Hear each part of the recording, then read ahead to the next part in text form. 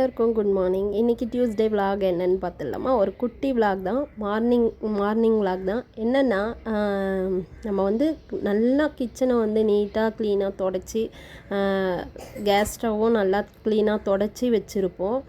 அன்றைக்கின்னு பார்த்து ஒன்று பால் வந்து பொங்கிடும், இல்லை நம்ம பருப்பு எதனா வேக வச்சோன்னா கேஸ் ஃபுல்லாக வந்து சிந்திடும். அந்த மாதிரி தான் எனக்குமே ஆச்சு.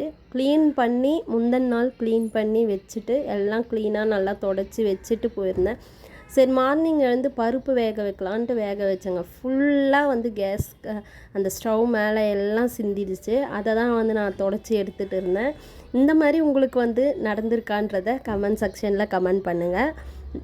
இன்னொன்று என்னென்னா, தம்பிக்கு வந்து உடம்பு சரியில்லைன்னு சொல்லிட்டு இன்றைக்கி லீவ் போட்டாச்சு, கோல்டு ஃபீவருன்னு சொல்லிட்டு. ஒரு பக்கம் பாவம் லீவ் போட்டாலும் இன்னொரு பக்கம் ஏண்டான்ற மாதிரி நினைக்க வச்சிடுறாங்க. இந்த வீடியோ பிடிச்சிருந்தால் லைக் பண்ணுங்கள். Bye sir.